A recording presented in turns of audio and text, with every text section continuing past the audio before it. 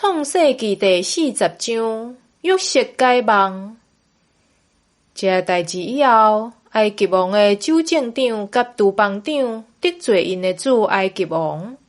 埃及王对这两个人神非常生气，将因关伫侍卫长府内的家，就是关约瑟的所在。侍卫长将因交代约瑟，约瑟就侍候因。因伫家呢已经有一段时间，互埃及王关伫家呢的州政长甲督邦长，共一暝各做一个梦，因的梦拢有无相的意思。到天光，约瑟入去因遐，看到因油头甲面，约瑟就问甲伊做伙关伫主人府内家呢迄两个人神，讲：今仔日恁哪位面带忧容？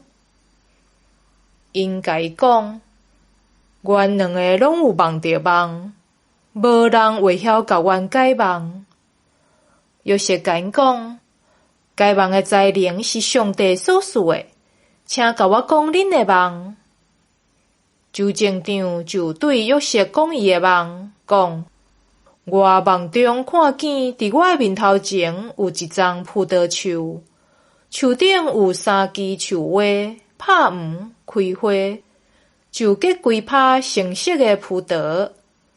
我摕埃及王的杯，搁摕葡萄，直接伫杯里，将杯捧互王。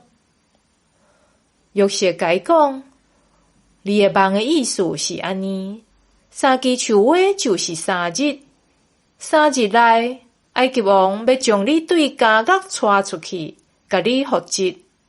你要搁捧伊的酒杯，恢复以前做州政长的职位。你行通的时，请你着话记伫我，好款待我，伫王的面前替我讲一声，救我出监。我实在是对希伯来人的所在，互人卖来的。我伫遮嘛无做什么代志，通互因甲我关伫监牢。督邦长看到约瑟解梦解了真好，就甲约瑟讲：我嘛有梦到伫我的头壳顶有3篮的白面包，顶面迄个篮有堆埃及王要食的逐款物件，有鸟仔来夺我头壳顶篮内的食物。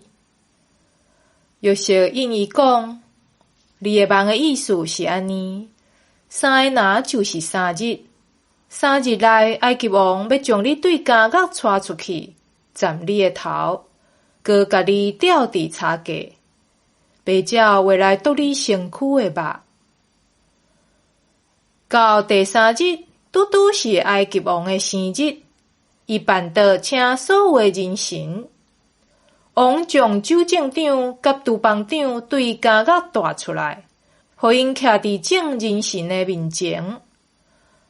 埃及王甲州政长复职，互伊有权捧杯服侍埃及王，毋过将督邦长吊死，拢照约瑟所甲因讲的。总是州政长无想到约瑟竟然甲伊卖记得。